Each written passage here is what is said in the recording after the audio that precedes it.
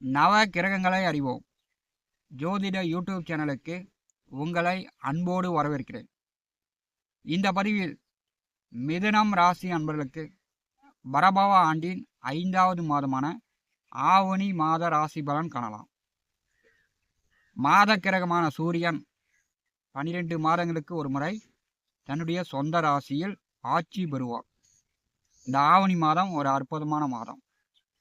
இந்த ஆவணி மாதம் சிறப்பு என்ன அப்படின்னா, விநாயகர் சதுர்த்தி பிள்ளையாருக்கு ஒரு விசேஷமான பண்டிகை நிறைந்த மாதம். பார்த்தீங்கன்னா, உள்ளூரில் மாரியம்மன் கோவில் இருக்கிறது, பிள்ளையார் கோவில் இருக்கிறது. காவல் தெய்வம் முனியப்பன், ஐயனார், பெரியாண்டவர் என்று உள்ளூரில் வழிபடுவதற்கு கும்பிடுவதற்கு நிறையா கோவில் இருக்குது. அதெல்லாம் விட்டுட்டு கார் ஏறி பஸ் ஏறி நாம் பார்த்திங்கன்னா வெளியூருக்கு போய் சாமி கும்பிடுவோம், பரிகாரம் பண்ணுவோம், வெளியூரில் போய் உண்டியில் காசு போடுவோம்.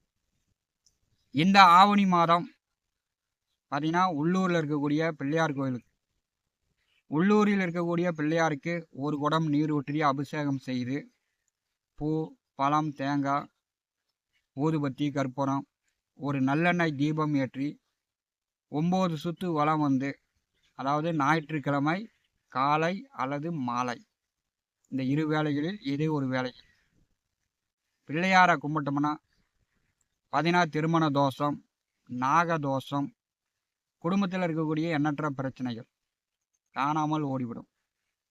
உள்ளூரில் இருக்கக்கூடிய பிள்ளையாரை இந்த மாதம் தவறாமல் கும்பிடுங்க. வெளியூர் போய் பணங்காய் செலவு பண்ணிட்டு போய் பரிகார பூஜை செய்ய தேவையில்லை. அதே மாதிரி உள்ளூரில் நல்ல பழக்க வழக்கம், மதிப்பு மரியாதை இருந்தால் தான் எங்கே போனாலும் மதிப்பு மரியாதை கிடைக்கும். அதே மாதிரி தான் குடும்பத்தில் பெற்றோர்களுடன், உடன் பிறந்தவர்களுடன் ஒற்றுமை, சந்தோஷம் இல்லை அப்படின்னா ஒரு உலகத்தில் எங்கே போனாலும் ஒற்றுமையாக சந்தோஷமாக வாழ முடியாது. இதையும் எல்லோரும் புரிந்து கொள்ளுங்கள். மிதுனம் ராசி அன்பர்களுக்கு 2026ஆம் வருடம் பராபவ ஆண்டின் 5வது மாதமான ஆவணி மாத ராசி பலன் காணலாம். மிதுனம் ராசிக்கு 3வது வீடு சூரிய பகவானுடைய வீடு. சிம்மம் ராசி. சிம்மம் ராசி அதிபதி ஆட்சி பெற்று செல்வார். இது ஒரு அற்புதமான மாதமாக ஆவணி மாதம் இருக்கும். நீங்கள் எழுதி வச்சிங்க. இந்த ஆவணி மாதம் போல் அடுத்தடுத்து வரக்கூடிய மாதங்கள் இருக்காது. இந்த ஆவணி மாதம் ஒரு சிறப்பான மாதமாக மிதுனம் ராசி அன்பர்களுக்கு அமையும். ஆவணி மாதம் 17 வரை சிம்மத்தில் புதன். இந்த மாதம் புதன், சுக்கிரன், சூரியன் 3 கிரகங்கள் ஆட்சி பெறுவாங்க. சிம்மம், கும்பத்தில் சர்ப்ப கிரகங்கள். மீனராசியில் சனி வக்கரம். மிதுனத்தில் செவ்வாய், சுக்கிர பகவான் கன்னியில். மிதுனம் ராசி அதிபதி சூரியனோடு இணைந்து 3வது வீட்டிலே இந்த மாதம் சஞ்சாரம் செய்யும்போது அரசு வேலை, அரசு உத்தியோகம் பார்க்கக்கூடியவர்கள், அரசு பதவி வகிக்கக்கூடியவர்களுக்கு ஒரு சிறப்பான காலகட்டம். நல்லா அதிகாரமாக முதலாளியாக மேனேஜராக இருப்பீங்க. அரசு வேலைக்கு முயற்சி செய்யக்கூடியவர்கள், தேர்வு எழுதக்கூடியவர்கள் இந்த மாதம் தேர்வு எழுதலாம், முயற்சி செய்யலாம். அரசு வேலை கிடைப்பதற்கு வாய்ப்பு உண்டு. அரசு சலுகைகள், அரசு உதவிகள் மிதுனம் ராசி என்பதற்கு கிடைக்கும். எப்போதெல்லாம் புதன் சூரியனோடு இணைதோ அப்போதெல்லாம் மிதுனம் ராசி என்பதற்கு சிறப்பு தான். எங்கே சென்றாலும் எங்கே போனாலும் அரசு அதிகாரிகள் உங்களுக்கு உதவியாக இருப்பாங்க. 3ஆம் அதிபதி 3வது வீட்டிலே ஆட்சி பெற்று செல்லும் போது நல்ல தைரியம், தன்னம்பிக்கை, பெயர், புகழ், கீர்த்தி உண்டாகும். இந்த மாதம் பார்த்தீங்கன்னா உங்களுக்கு எதிரியே யாரும் இருக்க மாட்டாங்க. எல்லா வருடத்திலும் இந்த ஆவணி மாதம் மிதுனம் ராசி என்பதற்கு எதிரிகள் யாருமே இருக்க மாட்டாங்க. நீங்கள் முயற்சித்த காரியங்கள் அனைத்தும் வெற்றியாகும். அரசு வழியில் முயற்சி செஞ்சீங்கன்னா வெற்றியாகும். படிப்பு சார்ந்து முயற்சி செஞ்சீங்கன்னா வெற்றியாகும். சிலர் வீடு கட்டலாம், பேங்கில் லோன் போட்டு ஒரு வண்டி வாகனம் வாங்கலாம், ஒரு விவசாய நிலம், வீட்டு மனை, இந்த மாதிரி சொத்துக்கள் வாங்கலாம். ஏன்னா 3ஆம் இடம் உங்களுக்கு பலமாகிறது. ஆவணி மாதம் 17ஆம் தேதி 4வது வீட்டிற்கு புதன் செல்கிறார். சுகஸ்தானத்திற்கு புதன் ஆட்சி உச்சம் பெறுவார். தாயாருக்கு உடல் ஆரோக்கியம் நன்றாக இருக்கும். தாயாருக்கு எது உடம்பு சரியில்லாமல் இருந்துச்சுன்னா இப்போ அவங்க உடல்நிலை சரியாகும். வீடு, மனை, நிலம், சொத்து, வண்டி, வாகனங்கள் வழியில் மிதுனம் ராசி என்பளுக்கு ஒரு நல்ல மாற்றம், நல்ல வருமானங்களை கொடுக்கும். நண்பர்கள், கூட்டாளிகளோடு இதே பகை விரோதம் இருக்குது, மாமன் மச்சன்களோடு இதே பிரச்சனை இருக்குது அப்படின்னா அவங்களாம் இப்போ ஒற்றுமையாக ஆவாங்க. உறவினர்களோடு சந்தோஷம், மகிழ்ச்சி. உறவினர்களுடைய வீட்டு விசேஷங்களுக்கு அடிக்கடி சென்று வருவீங்க. 4வது வீட்டிலே புதன் செல்லும்போது கிரக பிரவேசம், திருமணம், கோவில் கும்பாபிஷேகம், கோவில் திருவிழா, இந்த மாதிரி சுப விசேஷங்களுக்கு அடிக்கடி சென்று வருவீங்க. ஆவணி மாதம் 15 வரை 4வது வீட்டிலே சுக்கிர பகவான் அமர்ந்திருக்கிறார். சுக்கிரனுக்கு நேச வீடு. சனி செவ்வாய் பார்வையில் 4ஆம் வீட்டில் சுக்கிரன் இருக்கும்போது குழந்தைங்க படிப்பில் நீங்கள் கவனமாக இருக்கணும். குழந்தைங்க நல்லா படிக்கிறாங்களா, படிக்கலையா, விளையாட்டுத்தனமாக இருக்கிறாங்களா அப்படின்னு குழந்தைகளை கண்காணித்தாலே போதும். ஆவணி மாதம் 15ஆம் தேதி துலாம் ராசியில் சுக்கிர பகவான் ஆட்சி பெறுவார். இது ஒரு அற்புதமான அமைப்பு.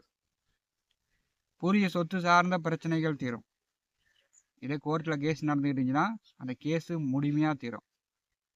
பூர்வீக சொத்து பாகப்பிரிவினை செய்யக்கூடியவர்கள் ஆவணி மாதம் 15க்கு பிறகு பாகப்பிரிவினை செய்யலாம். குலதெய்வ வழிபாடு செய்யலாம். மேலோர்களுடைய இறந்தவர்களுடைய அருளாசி கிடைக்கும். 5வது வீட்டிலே சுக்கிர பகவான் ஆட்சி பெற்று செல்லும்போது உங்களுக்கு இறந்தவர்களுடைய ஆசீர்வாதம், குலதெய்வ அருள் மிதுனம் ராசி என்பளுக்கு பரிபூர்ணமாக கிடைக்கும். நல்ல பண வரத்து, நல்ல சம்பாத்தியம் உண்டு. விவசாயத்தில் பூஞ்செடி வைத்து பூ எடுத்து கொண்டிருப்பவர்கள் பூ விளைச்சல் அதிகமாக இருக்கும். பூ மகசூல் கூடுதலாக வரும், நல்ல பணம் சம்பாதிக்கலாம். ஏன்னா சுக்கிரன் அப்படின்னாலே பூ மகசூல் கூடுதலாக கொடுக்கும். ஆவணி மாதம் 2வது வீட்டிலே குரு மிக பலமாக செல்கிறார். மிதுனம் ராசி என்பளுக்கு குரு பலன் மிகச்சிறப்பாக இருக்கிறது. திருமண வயதில் உள்ளவர்கள் வரன் பார்த்து கொண்டிருப்பவர்கள் இந்த ஆவணி மாதம் வரன் பார்த்தீங்கன்னா உடனே செட் ஆகும். உடனே நிச்சயம் பண்ணலாம், உடனே கல்யாணம் பண்ணலாம். இந்த ஆவணி மாதம் பெரும்பாலானவர்களுக்கு மிதுனம் ராசி என்பளுக்கு திருமணம் ஆகாதவர்களுக்கு கண்டிப்பாக திருமணம் நடக்கும். ஆவணி மாதம் 2வது வீட்டிலே குரு சிறப்பாக இருக்கும்போது உள்ளூர் சார்ந்தோ வெளியூர் சார்ந்தோ கண்டிப்பாக வேலை கிடைக்கும். கை நிறையா பணம் சம்பாதிப்பீங்க. தங்க நகை எடுப்பீங்க, பட்டு புடவை எடுப்பீங்க, புதிய துணிமணி எடுப்பீங்க, புதிய வண்டி வாகனம் வாங்குவீங்க. பார்த்தீங்கன்னா வசதி வாய்ப்புகள் குடும்பத்தில் பெருகி கொண்டே போகும். மிதுனம் ராசியிலே செவ்வாய் அமர்ந்திருக்கிறார். ஜென்மத்திலே செவ்வாய் இருக்கும்போது பார்த்தீங்கன்னா டிரைவர்கள் புதுசாக வண்டி வாங்கி நீங்களே ஓனர் ஆகலாம். 2 தொழில் 2 வேலை செய்து கொண்டிருப்பவர்கள், கமிஷன் தரகு தொழில் செய்யக்கூடியவர்கள், ஜென்மத்திலே லாபாதிபதி செவ்வாய் அமர்ந்திருக்கும் போது ரியல் எஸ்டேட் தொழில் செய்யக்கூடியவர்கள், கமிஷன் புரோக்கர் தொழில் செய்யக்கூடியவர்கள் மிக ஒரு அற்புதமான காலகட்டம். நல்லா தைரியமாக எதையுமே உண்மையாக நேர்மையாக செய்து முடிப்பீங்க. ஜென்ம ராசியில் செவ்வாய் இருக்கும்போது பொய் பித்தலாட்டம் கண்டிப்பாக இந்த காலகட்டத்தில் மிதுனம் ராசி நம்மளுக்கு இருக்காது. இதே மறைமுகமாக பொய் பித்தலாட்டம் பண்ணலாம்னு நினச்சா கூட பொய் பித்தலாட்டம் பண்ண முடியாது. ஜென்ம ராசியில் செவ்வாய் இருக்கும்போது ஒரு தடவை பல தடவை யோசித்து செய்யணும். அடித்தடின்னு வேகமாக செய்யக்கூடாது.